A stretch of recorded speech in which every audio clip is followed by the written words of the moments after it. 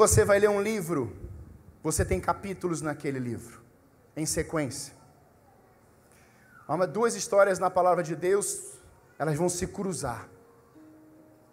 Filha de Jairo está morrendo. Ela tem 12 anos. Ele está desesperado. Em uma casa, nós temos uma mulher que tem uma hemorragia há 12 anos. Ela gastou todo o seu dinheiro, ficou pobre. Não conseguia mais ter esperança. Mas um dia ela ouviu sobre um nome, que é um nome que está acima de todo nome. Então ela tem uma decisão na sua casa, no seu coração. Ela diz: hoje, tão somente hoje, eu irei tocar nele e ficarei curada. Ela teve uma iniciativa. Além da sua fé, ela decidiu romper de dentro da sua casa, a ir atrás de Jesus. E Jesus está ouvindo alguém dizer que a filha de Jairo está indo à morte. Naquele momento, a mulher não quer saber de Jairo. Ela não quer saber da filha de Jairo. Aquela mulher não quer saber de mais nada, a não ser de tocar nas orlas de Jesus. Essa é uma noite que você vai cruzar na frente de Jesus como essa mulher. Doenças, enfermidades que estão na tua vida há anos, vão voltar para a cruz. Que é isso que está em Isaías 53. Ele já levou sobre si as nossas enfermidades. Ele já levou sobre si os pecados. Por que é que você continua carregando isso com você? É uma noite que você vai cruzar na frente de Jesus. Mas e a filha de Jairo? Ele disse para Jairo: Jairo, crê somente. E ele vai até aquela casa, mesmo com algumas pessoas não acreditando. Aquela menina volta a viver. Aleluia. Essa é uma noite que da geração mais nova até a geração mais velha, nós vamos viver para o Senhor Jesus. Vamos cumprir um propósito nessa geração, porque Ele está vivo e Ele está aqui, e Ele quer te usar. Ele quer usar a sua vida, Ele quer usar a sua casa, Ele quer usar a sua família para glorificar e honrar o nome dEle. Aleluia. Ouve esse texto. Assim diz o Senhor soberano: no dia em que eu os purificar de todos os seus pecados, eu reestabelecerei as suas cidades. As ruínas serão reconstruídas, a terra arrasada será cultivada e não permanecerá arrasada à vista de todos que passarem por ela. Estes dirão: esta terra que estava arrasada tornou-se como um jardim do Éden. Presta atenção. Nós somos feitos do pó da terra. Eu quero declarar essa palavra profética sobre a tua vida que está enfermo, que precisa ser reconstruído por Deus hoje, que está em cacos, mas Deus vai restaurar você. E ele continua: esta terra que estava arrasada tornou-se como o jardim do Éden. As cidades que jaziam em ruínas, arrasadas e destruídas, agora estão fortificadas e habitadas. Então as nações, olha isso, as nações, todas as nações que estiverem ao redor de vocês e que subsistirem, saberão que eu, o Senhor, reconstruí o que estava destruído e replantei o que estava arrasado. Eu, o Senhor, falei e farei. Recebe essa palavra na tua vida. A igreja do Senhor é a noiva do Deus vivo e poderoso.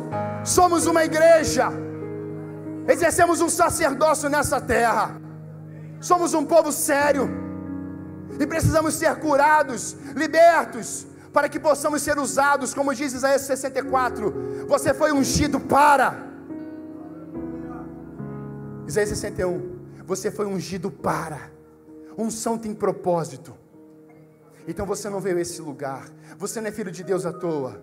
Diga assim: eu vou cumprir o propósito do Senhor. Eu fui ungido pelo Espírito Santo para cumprir uma missão, em nome de Jesus. Aleluia. Pode tomar o seu lugar. Obrigado. As crianças estão liberadas. Vão receber a porção do Espírito Santo também. O culto delas aqui atrás. Meus irmãos, é um prazer estar com vocês. Falei para o pastor Danilo, me sinto muito honrado, um privilégio estar aqui com vocês. Minha esposa, vocês já viram, não vou pedir para ficar em pé de novo, mas depois do Espírito Santo, a minha família, Deus, Ele começou a fazer uma obra no meu coração, e eu falei, Espírito Santo, o que eu vou pregar? E Deus falou, meu filho, fala o que eu estou fazendo com você. E não importe, eu vou chorar muito. Mas são choros, é um choro que não é de sofrimento, é um choro de quebrantamento, é um choro de alegria. Porque Deus restaurou o meu coração, restaurou a minha família, restaurou a minha vida, restaurou o meu ministério, restaurou tudo. E Deus pode fazer isso com qualquer pessoa que simplesmente dizer, Senhor, eu quero, eu me entrego. Nós vamos entender isso nessa noite. Por isso, abra comigo a sua Bíblia, livro de Êxodo, capítulo 3. Êxodo, capítulo 3, a partir do verso 1 até o verso 5.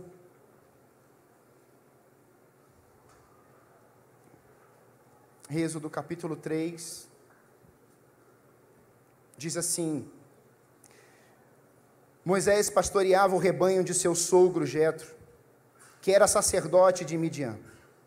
Um dia levou o rebanho para o outro lado do deserto e chegou a Horebe, o monte de Deus.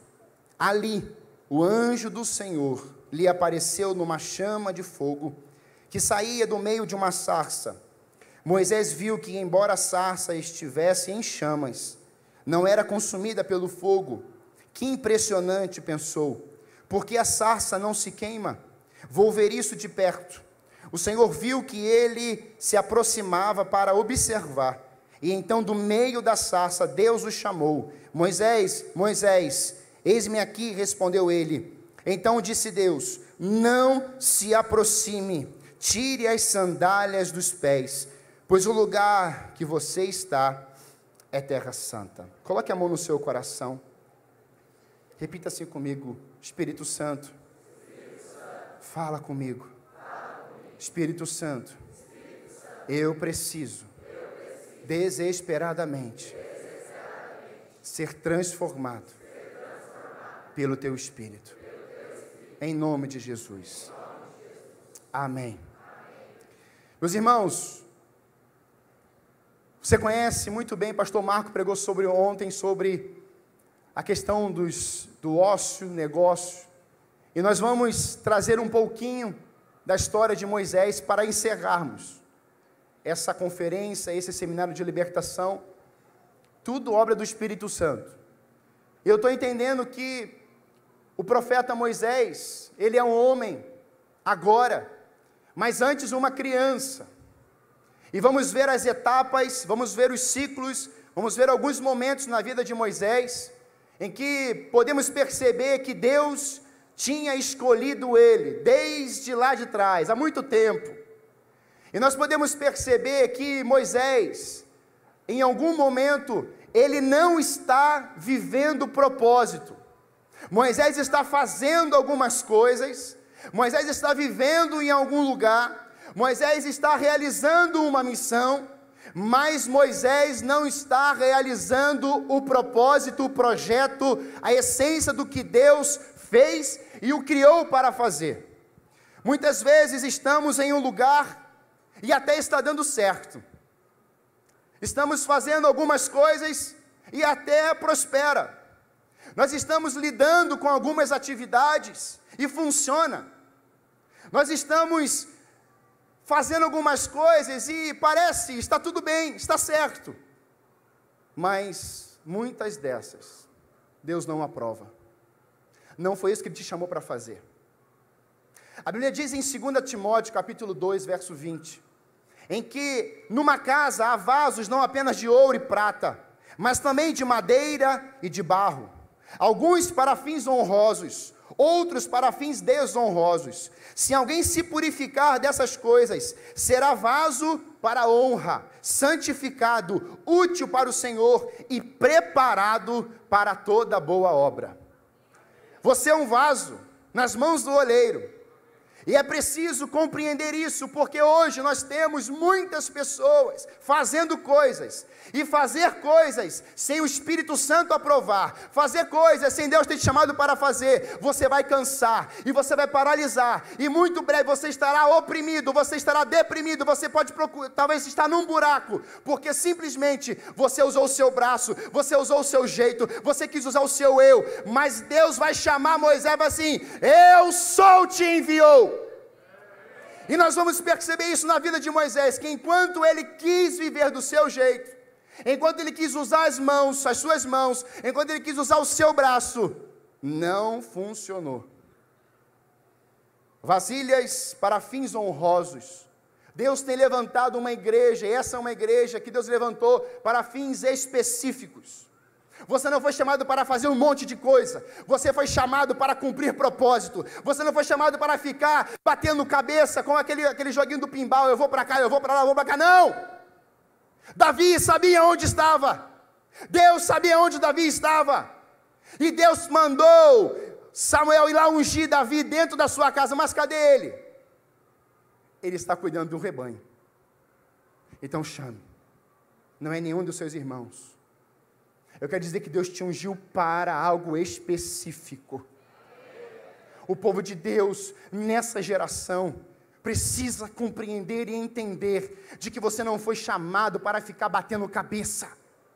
Você é filho amado de Deus. Um dia os céus, quando você desceu às águas, os céus se abriram, ele disse: esse ou essa é meu filho ou minha filha amada, em quem tenho prazer. Deus tem prazer em você, aleluia! Glória a Deus! Por isso você foi feito para fazer e realizar um propósito. Devido a esse episódio, Moisés, ele vai se dirigir para o deserto de Midian. E ontem foi falado, ele sai do Egito com 40 anos, fugitivo. E agora ele está nesse deserto, ali ele vai formar sua família. Ali ele vai trabalhar para o seu sogro. E é interessante que ele trabalha ali 40 anos.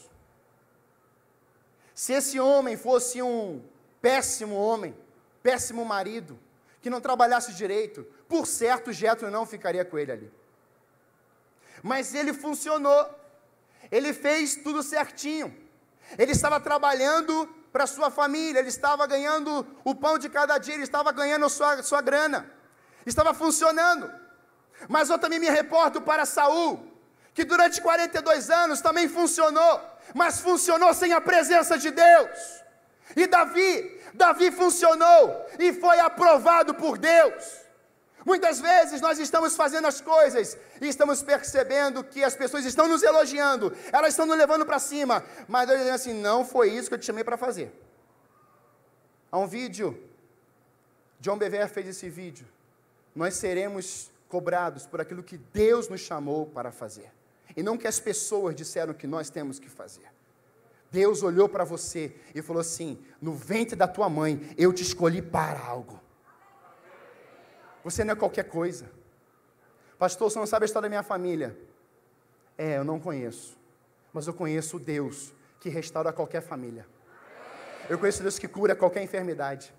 Eu conheço um Deus que Ele mandou o seu único filho por mim e por você, e Ele se humilhou em forma de homem, tomando forma de servo, mas o seu Pai o exaltou e colocou o seu nome acima de todo nome, aleluia! As palavras, elas na boca de Deus, todas vão funcionar, todas. Em Gênesis capítulo 15, a partir do verso 13, o Senhor fala para Abraão assim: saiba que os seus descendentes serão estrangeiros numa terra que não lhes pertencerá, onde também serão escravizados e oprimidos por 400 anos. Repare, meus irmãos, que houve uma palavra proferida lá atrás, e agora Moisés está lá na casa do seu sogro, com a sua família, cuidando de rebanho, mas em um determinado momento, Deus ouviu o clamor do seu povo, e quem Deus tinha escolhido? Moisés. Moisés está onde? Cuidando de rebanho. Aquilo ali provavelmente fosse para um período, mas aquilo ali não era o que Deus queria para a vida de Moisés. Deus tinha algo, uma missão para ele clara, Deus tinha uma visão para ele clara. E agora, Deus tira Moisés da casa do seu sogro, e fala assim: Moisés, vem, E aonde acontece isso? Isso acontece no Monte Horebe, o chamado Monte de Deus. E ali, meus irmãos, ali é que vai acontecer a experiência, a revelação, a profundidade da visão de Deus para Moisés. É ali, naquele encontro, face a face com Deus. É ali onde aquela sarça, que era diferente de todas as outras. Normalmente no deserto, você vai vendo os arbustos, você vai vendo, porque é muito calor. E tinham muitos. Mas Moisés leva o seu rebanho para o outro lado. E quando ele chega naquele lugar, ele olha, e ele vê aquele arbusto queimando. Ele fala assim: aquele é diferente, aquele não consome. Há algo diferente naquela sarça, naquele arbusto, há algo diferente ali. E é lindo observar, porque Estevão vai falar sobre isso no capítulo 7 de Atos. Então eu aprendo algumas coisas práticas agora. Esse encontro com Deus, o chamado de Deus não tem idade. Segundo, a visão de Deus não se limita pelo que o homem pode dar. Terceiro, a visão de Deus é fiel, pessoal, direta para o cumprimento do seu propósito. Para Moisés, a visão foi clara. Deus o chama no meio daquela sarça e fala com ele. Agora, Moisés recebe uma visão. E o que fazer com isso? Como agir?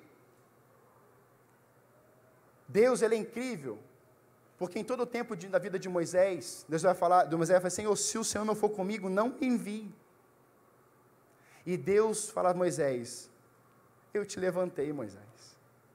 Deus não é um Deus irado, Deus é um Deus amoroso. Tem graça e muita graça na antiga aliança. Não é um Deus opressor, é um Deus que entende, é um Deus que corrige, é um Deus que ama, é um Deus que caminha. O que tinha diferente naquilo? Ali a sarça queimou no coração de Moisés. Eu quero declarar sobre a tua vida, querido, que a sarça vai queimar no teu coração até o final desse culto. Algo vai mudar a teu respeito nessa noite. Algo vai mudar em você. E quando você chegar na sua casa hoje, talvez a sua família, uma parte dela, esteja vivendo longe do Evangelho, ou não ainda confessou Jesus como seu Salvador. Mas quando elas olharem para você, olharem nos teus olhos, elas vão ver olhos como chama de fogo, porque Jesus está em você, o reino está em você, suas mãos estão possuídas pelo Espírito Santo de Deus. Há um alinhamento. Vai acontecer na sua casa, mas primeiro tem que acontecer em você. Por isso, quando eu lembro, eu não sei você, mas quando eu ouço muitas histórias, principalmente dos meus pais, e quando eu penso que alguém está contando uma história, é assim que eu leio a Bíblia, alguém contando uma história. E nesse momento eu penso que Moisés, ele está contando uma história, dizendo que naquele lugar, aonde ele teve um encontro poderoso com Deus, que Deus falou com ele, o chamou, ele recebeu aquela visão, mas ele está lembrando, talvez um tempo depois, de que naquele lugar, naquele dia, algo aconteceu. Eu não sei como é que está a sua vida hoje. Talvez você já esteja aqui há anos, caminhando com Deus, participando de célula, liderando, supervisionando, talvez seja um pastor. E durante anos e anos e anos, você foi caminhando e você foi se cansando. A chama foi se apagando. Você foi abrindo mão de algumas coisas, abrindo mão de outras, pegando algumas coisas que Deus não planou você pegar. E é interessante que hoje eu quero declarar sobre a tua vida, que eu estou aqui para te falar. A sarça vai queimar, você vai se lembrar daquele encontro que você teve com Ele lá na sarça. Você vai lembrar de novo. Mas talvez hoje você esteja aqui, você não sabe nem o que é sarça, não sabe nem o que é Deus, quem é Deus, o que é Jesus. Hoje Ele vai falar ao teu coração. Você vai sair daqui hoje salvo em nome de Jesus de Nazaré. Aleluia. Eu entendo que Moisés, ele conta isso. Quantos lembram da viúva? Aquela vasilha que de uma vai transbordando em outras. Aquela vasilha está na prateleira anos depois. E eu penso que quando ela olhou anos depois aquela vasilha, ela pode ter verbalizado naquele dia, naquele horário, naquele lugar. Essa vasilha de milagres foi transbordando as vasilhas vazias até acabar as vasilhas vazias. Eu lembro da história de Eliseu, quando ele pega aquela capa do profeta Elias. Ele deve ter lembrado depois, quando eu peguei aquela capa, quando eu coloquei os milagres que aconteceram na minha vida. Houve um momento, houve um lugar, aconteceu um dia. Tem pessoas aqui, meus irmãos, que estão sorrindo por fora, mas estão arrebentadas por dentro. E é interessante, porque muitas vezes você precisa mesmo sorrir mesmo. Você não pode chegar aqui, imagina o Danilo aqui. Meus irmãos, estou meio malzinho, sabe? Não, ele pode estar vendo o tempo que for, mas ele chega aqui e ele fala. O Davi assume aqui e fala, o outro pastor assume aqui e fala, o outro fala, mas quando sai, como é que está o coração? Como é que está a casa? É aí que eu quero que você entenda o processo também da libertação e também da cura. Moisés precisava desse encontro, tinham coisas que precisavam ser alinhadas na vida de Moisés. Deus não quer usar você pela metade, Deus quer usar você por inteiro.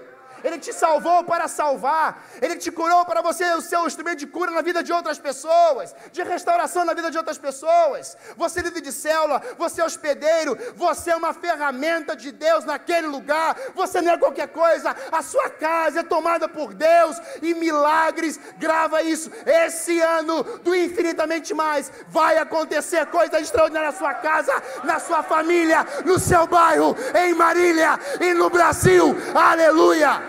Vai acontecer, aleluia.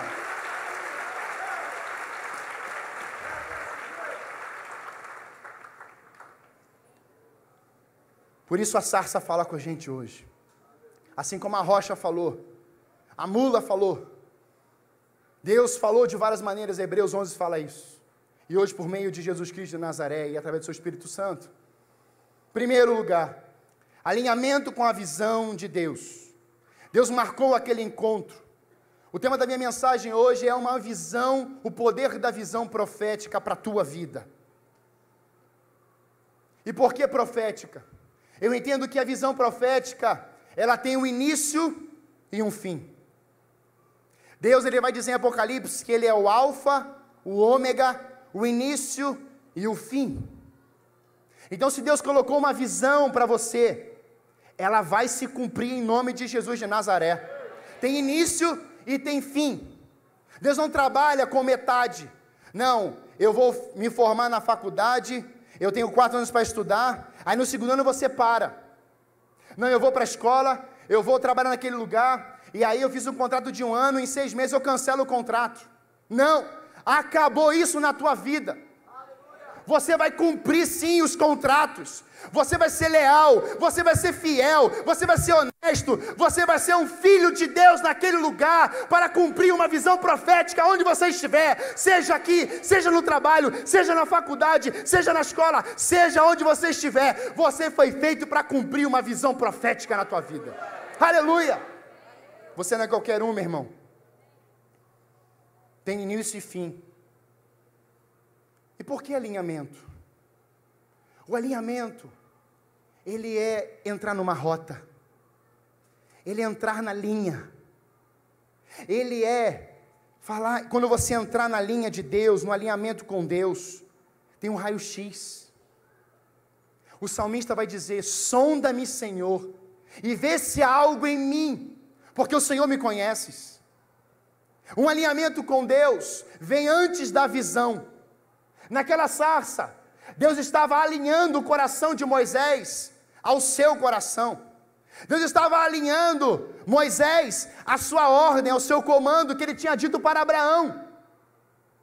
Deus estava colocando no coração de Moisés essência, verdade, e não força no braço, mas a força do Deus poderoso iria com ele. Por isso é preciso um alinhamento. Meus irmãos, eu tenho pregado muito sobre os sentidos. Na nossa igreja filha, que nós assumimos, eu tenho falado muito isso para a igreja, eu estou recebendo membros de igrejas diversas, muitas igrejas, E temos crescido, começamos com 10 membros, levamos 3 células, e hoje, para a glória do Senhor, nós temos, era só um culto à noite, agora nós temos culto pela manhã e o culto à noite, e quarta-feira à tarde chamamos culto de céus abertos, que eu fui lá, o Marcelo Tosh me deu uma grande ideia. Deus tem feito maravilhas, Deus tem soprado, mas isso não é por causa de mim, é por causa dEle, a obra é dEle. Se Deus começar a te abençoar nesse ano, que Ele vai te abençoar, não ache que é por causa de você, é por causa da obra dEle. Essa igreja de Marília tem uma visão de construir aquele grande complexo ali, você faz parte disso, não é algo do pastor Domingos, não é algo dos pastores dessa igreja, é algo que está no coração do Pai, e quando nós nos alinhamos com Ele, meu irmão, é tempo recorde, vai acontecer. Vocês vão pisar naquele lugar em breve, mas é preciso ter a mesma visão, mas antes é preciso ter esse alinhamento. Deus estava trabalhando naquele monte, naquele lugar, o interior de Moisés. Depois do alinhamento, o que vem? A visão. E eu amo visão. Você já ouviu tantas mensagens sobre visão, missão, nesse mesmo local e tantas outras mensagens. Mas eu quero trazer uma perspectiva para você, nessa noite, de que no verso 2 diz assim: ali, o anjo do Senhor é o próprio Deus, lhe apareceu numa chama de fogo, que saiu do meio de uma sarça. Moisés viu que, embora a sarça estivesse em chamas, não era consumida pelo fogo, e ele diz: que impressionante. Eu quero dizer que não basta dizer que é impressionante, é preciso continuar. Pensou: por que a sarça não se queima? Vou ver isso de... Para você receber visão, você tem que estar perto.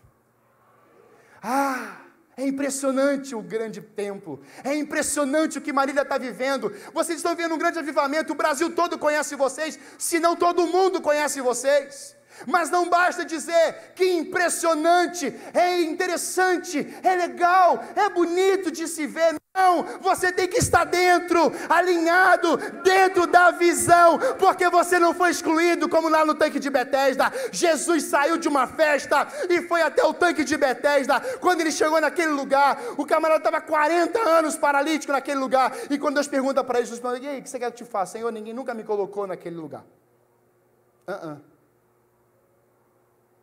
Quando ele perguntava: o que você quer que eu te faça? Senhor, me alinhe com o teu coração, me dê a tua visão, eu não quero errar mais. Eu tenho orado para isso, eu sei que a gente vai errar, mas eu tenho pedido isso a Deus: Senhor, não me deixe errar, não me deixe entrar em alguns lugares desnecessários, não me deixe falar coisas, não me deixe viajar, se o Senhor não tem propósito, Senhor. E hoje o nosso país, nossos pastores, nossos missionários, nossa igreja precisa voltar o coração para Deus, como diz Joel, com choro, lamento e quebrantamento. Muitas vezes estamos viajando por diversos lugares, indo a diversos lugares, mas sem propósito. Estamos cumprindo uma agenda. Pegue a sua agenda e coloque nas mãos de Deus, e Ele vai te levar para cumprir um propósito naquele lugar. Pastor, você é contra a agenda? Não! Eu sou contra ir a lugares por causa dos interesses pessoais, e isso tem machucado o meu coração, e por certo tem machucado o coração do Espírito Santo nesses dias. Por certo, é que a coisa ficou bagunçada. Vamos fazer o quê? Está usando o braço. Deus não quer que você use o braço. Eu entendo que a antiga aliança, o homem precisava fazer as coisas, tinha que fazer para não morrer, tinha que fazer para o cheiro subir, e Deus não mandar fogo, tinha que fazer sacrifício, tinha que fazer tudo. Mas na nova aliança você não faz as coisas, na nova aliança você se entrega, é diferente.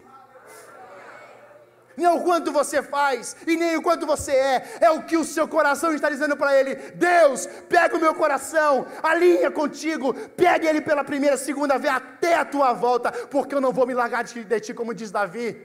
Uma coisa pedi ao Senhor e buscarei, que eu nunca mais saia da tua presença. Esse é o clamor da igreja hoje, aleluia. Uma coisa.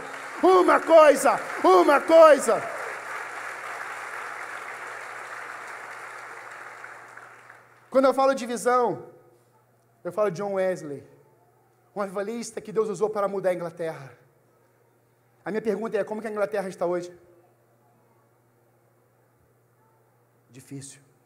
Como que a Europa está hoje? Pastor Hernandes Dias Lopes, em uma mensagem, 5 minutos, você pode pesquisar na internet, ele vai falar um choro, lamento, desesperado, por tudo o que está acontecendo na Europa. Tem muita coisa para fazer, mas ele recebe uma visão, e ele realiza a obra de Deus. Martin Luther King, eu tenho um sonho, ele teve uma visão de Deus, e ele vai trazer essa igualdade racial nos Estados Unidos, ele lutou por isso. Mas o que me destaca, George Miller, o homem que vai abrir um orfanato, Deus deu uma visão para ele, foi difícil, teve que levantar dinheiro, sim, foi muito difícil no começo, mas durante os anos, sem fazer apelo algum, Deus foi derramando um maná, dia após dia, dia após dia, e de uma criança, daqui a pouco ele tem 300 crianças naquele orfanato, e ele encerra o seu ministério com 2.000 crianças. Eu quero te dizer que quando você segue a missão e a visão de Deus, os recursos vão vir atrás de você, aleluia! Vai te perseguir, a verba vai te perseguir, a área financeira vai prosperar, porque Deus quer que você use isso na obra dele também. Deus fala. Meus irmãos, essa visão me pegou há um tempo atrás. Eu estava no Pará, foi o tempo que eu fiquei mais longe da minha família, fiquei 6 dias no Pará, pregando numa conferência, e quando eu cheguei no Pará, em Paraupebas, eu fiquei desesperado com a realidade daquele lugar. Eu falei, Senhor, o que está acontecendo nesse lugar? Por que o Senhor me trouxe para cá? Um lugar estranho, esgoto aberto na rua, as criancinhas com uma situação tão difícil nas ruas, precária, casas, uma situação muito, muito delicada, e aquilo foi doendo no meu coração, do aeroporto para a casa pastoral. E eu falei, Senhor, podia ser outro não, Senhor, podia ser outro, podia ser o pastor Marco, o pastor Sebastião, podia ser outro, mas lá dentro, a voz veio, é com você, eu quero te chamar para a sarça de volta. E eu cheguei na chácara, no sítio, e ali começamos na primeira noite. Deus fez algo tremendo. Eu fui para o meu quarto, cheguei no quarto, eu estava sozinho naquele quarto. Deus falou assim, vai para a janela. Quando eu olhei para a janela, eu vi um monte de cabanas, e eu lembrei das festas das cabanas na Bíblia. Eu falei assim, deveria ser assim, todo mundo brincando um com o outro, entrando no outro, tacando alguma coisa, brincando. Eu falei assim, nossa, que coisa, mas que coisa esquisita. E eu fiquei naquele quarto, um quarto quente, pernilongo, e falei assim, meu Deus, o que eu estou fazendo nesse lugar? Eu já falei isso, já falei tudo para eles já.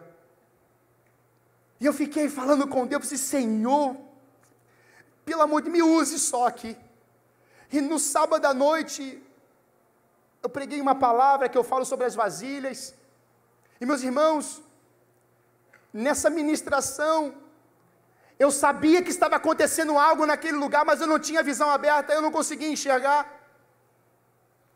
E quando nós fizemos um momento que eu jogo uma água no corpo, naquele momento que nós jogamos a água, eu comecei a ver as pessoas sendo tomadas pelo Espírito Santo de Deus, e eu falei assim, meu Deus, está acontecendo alguma coisa, mas Deus não estava fazendo lá, mas não estava fazendo aqui dentro de mim também.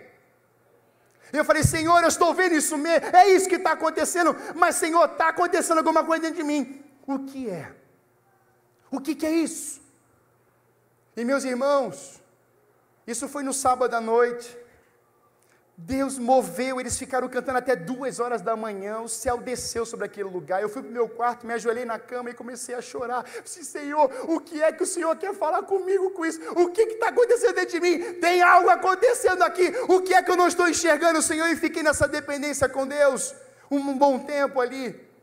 Pela manhã, eu acordei, e meditando, o Espírito Santo falou no meu coração assim, você precisa clamar sobre esse lugar, o que você tem clamado pela sua geração, pelos jovens, pelos adolescentes, pelo Brasil, o que é que você tem clamado? Eu falei, Senhor, eu tenho clamado por chuva sobre a terra seca, eu tenho clamado para que o tempo de deserto saiamos de lá, nos dê visão, no discernimento espiritual, e Deus então profetiza. Eu fui ler Ezequiel capítulo 37, então profetiza sobre esse vale, nesse lugar. E quando amanheceu, eu fiquei olhando as paisagens, as árvores, e fiquei orando, o que o Senhor quer fazer aqui? E Deus falou assim, profetiza sobre essa terra, profetiza sobre esse solo. Meus irmãos, estava mais de 4, quase 5 meses sem chover naquele lugar. E eu comecei a falar assim, entendi, Senhor. Você bate no solo, e é duro, igual uma pedra, igual isso aqui, é duro, e é terra. Quando eu assumi a palavra, eu falei assim, eu entendi, Espírito Santo, e levei a juventude a orarmos por chuva naquele lugar. E eu falei assim, Senhor, faça chover meio-dia, por favor. Meus irmãos, o que é que você acha que aconteceu meio-dia? Choveu não. Pensa na frustração do tamanho do mundo no meu coração. Fiquei triste. Falei, poxa, Senhor, o Senhor fez fogo cair do céu. A chuva voltou de 3 anos e meio. E aqui, o Senhor não faz, por quê? Deus estava alinhando o meu coração, como diz Eclesiastes, existe tempo e modo. Tempo para todas as coisas, porque Ele é perfeito em tudo o que faz. Deus estava alinhando o meu coração com a vontade dEle, sim. Mas ainda não era o tempo. Quando nós saímos da chácara 3:30 da tarde, eu fui para a casa pastoral, me arrumei, quando deu 5:15, eu ouvi um barulho, cortina, tem árvores na casa do pastor, e eu não via mais nada. E aí eu estou ouvindo aquele barulho. Falei assim, será que é um latão? Estão batendo no portão? E aí eu fui para a sala, eu estava sozinho. Quando eu vi, o céu estava, aquelas nuvens, igual estava ontem ou anteontem aqui. Falei assim, vai chover. Vai chover. Só que eu não vi a chuva. Eu ouvi, como disse Elias, eu já ouço o barulho da chuva pesada. Eu quero declarar sobre Marília, sobre essa igreja do Senhor Jesus, há uma chuva abundante vindo nessa geração, sobre esse ano, nesse ano, algo infinitamente mais, como vocês nunca viram antes, vai acontecer na adoração, vai acontecer nas ministrações, vai acontecer no face a face, no multi, vai acontecer no DIP, vai acontecer em todas as áreas, nos jovens casados, vai acontecer infinitamente mais nesse ano, nesse lugar. Eu já ouço o barulho da chuva pesada sobre Marília, aleluia, e eu estou ouvindo,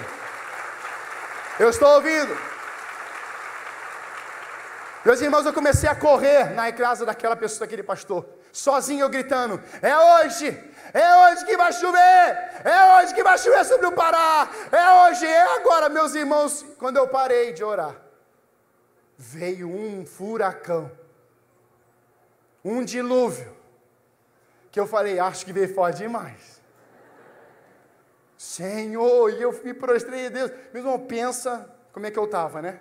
Pensa, e o pastor chega, moço, que é isso? Do caminho da casa dele para a igreja, o limpador dele ficava, não tinha mais velocidade, um carro zero, não tinha mais velocidade, a gente conseguia enxergar, tinha que andar devagar. Chegamos na igreja, quando eu olhei, cadê a juventude? Pastor, não chegaram, estão lá na chácara. A água, aonde era terra dura, subiu esse nível. Meus irmãos, aonde era terra seca, O nível da água estava muito acima daquela terra seca.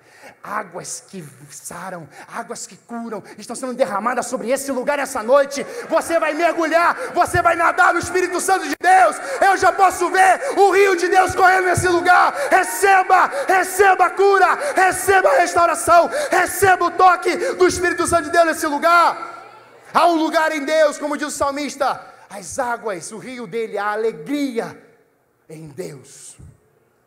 Meus irmãos, quando aquela juventude chegou, pastor, a luz tinha acabado. Se a chuva viesse meio-dia, ia dar muito problema. Eu entendi, me alinhei com Deus, entendi a visão, me alinhei com a palavra que estava no coração dele, mas eu não tinha entendido o tempo. Mas a chuva chegou. E a chuva vai chegar sobre a tua casa, sobre a tua vida, em nome de Jesus de Nazaré. Quando aqueles jovens chegaram, eu, dispensando uma oração, profetizo sobre o solo, profetizo sobre a geração futura do Pará todo. E eu comecei a profetizar sobre a igreja, sobre a geração, sobre a descendência dos idosos, dos mais novos. E comecei a profetizar, meus irmãos. Os adolescentes e os jovens começaram a correr na igreja, literalmente, indo por trás, correr. Idosos começaram a pular. Deus visitou aquela igreja naquele lugar. A religiosidade foi para a cruz, o medo foi para a cruz, a vergonha foi para a cruz, e a sequidão também foi para a cruz. Aleluia! Esse é o Deus que você serve. Esse é o Deus que derrama coisas sobre a tua vida nesse ano, infinitamente mais. Em último lugar, Deus nos levanta assim. Deus fala, nos alinha, nos dá visão, mas Ele manda: tire as sandálias dos pés. O que é que você tem carregado? O que é que você tem deixado nos seus pés, que está entre Deus e você? Qual é o nome dele? Qual é o nome dela?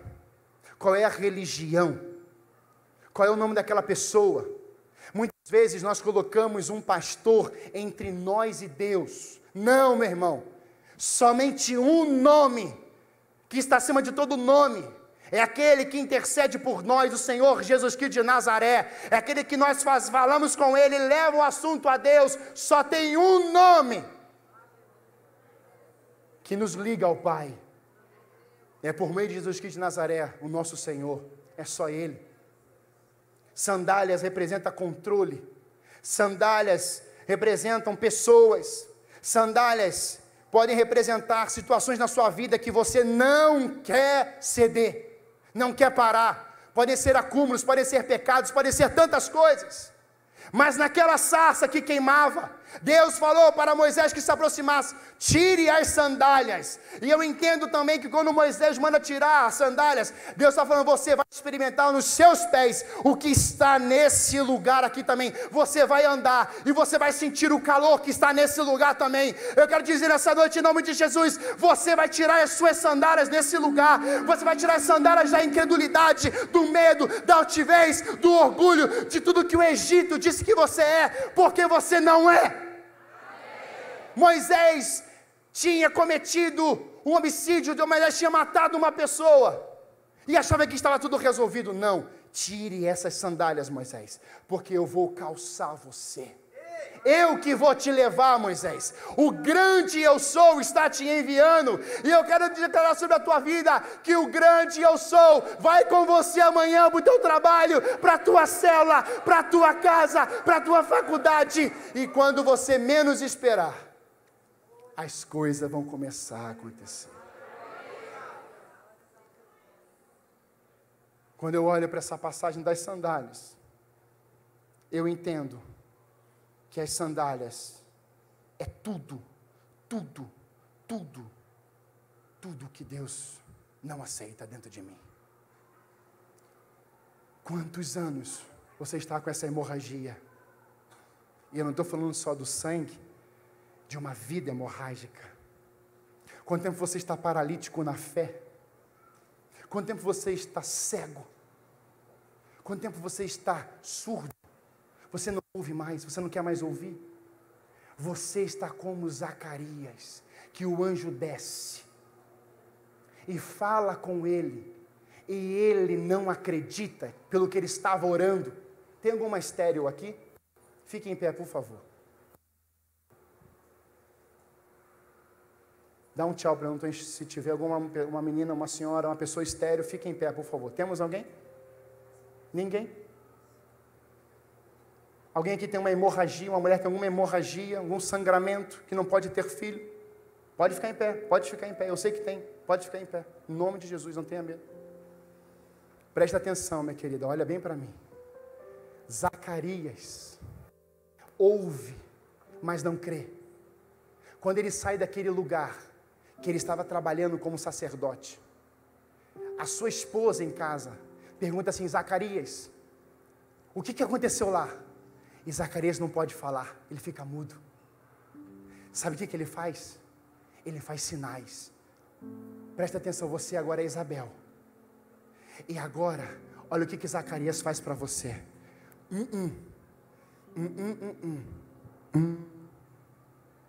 Sua hemorragia está sendo estancada em nome de Jesus de Nazaré. Em nome de Jesus! Ser curado agora em nome de Jesus de Nazaré. Aleluia!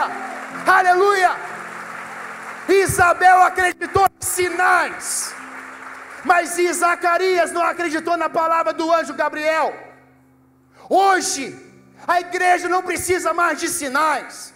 A igreja tem o poder da palavra profética para cumprir uma visão e uma missão profética. Hoje, nesse tempo, é urgente o negócio.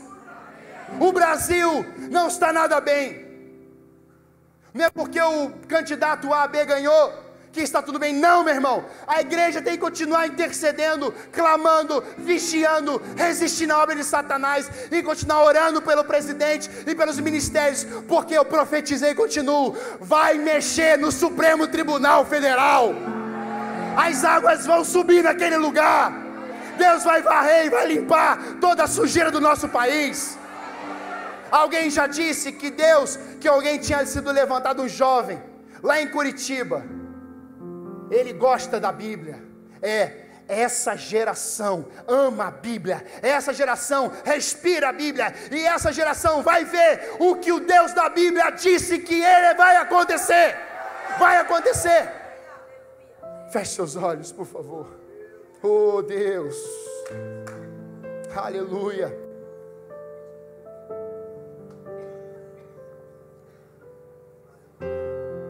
Você precisa de alinhamento? Sai do seu lugar. Perdeu a visão? E eu quero fazer algo diferente. Que o pastor Domingos me perdoe. Mas eu quero que você que tem chamado, que perdeu o chamado, você abriu mão de um chamado, a sarça está te chamando hoje. Vem, tire as sandálias, tire isso que está aí, larga isso aí, larga, deixa aí, porque a sarça para mim também representa a cruz, é o ponto zero na vida de Moisés, é o ponto zero na tua vida. O teu passado vai ficar na cruz, ele vai queimar todos os seus pecados e vai te apontar um futuro glorioso, aleluia. Aqueles que têm chamados, Deus chamou você para ser um pastor, um profeta, um mestre. Deus chamou você para exercer uma obra na casa do Senhor. Mas você se perdeu no meio do caminho, se desalinhou com Deus. Quero que esses que têm chamados específicos venham aqui e fiquem aqui nesse canto, do meu lado direito, do seu lado esquerdo. Em nome de Jesus. Nós vamos cantar. E eu creio que nesse lugar, eu queria fazer 1 minuto de silêncio, antes da gente cantar. Eu já posso ouvir o sopro do Espírito Santo nesse lugar. Vento impetuoso, sopra sobre esse lugar. Vem com teu fogo sobre nós. Nós vamos fazer algum tempo de silêncio. E Ele está vindo. Ele vai começar a soprar nesse lugar. Você vai ouvir o sopro, o barulho do vento. Você vai ouvir o barulho da chuva pesada dentro de você.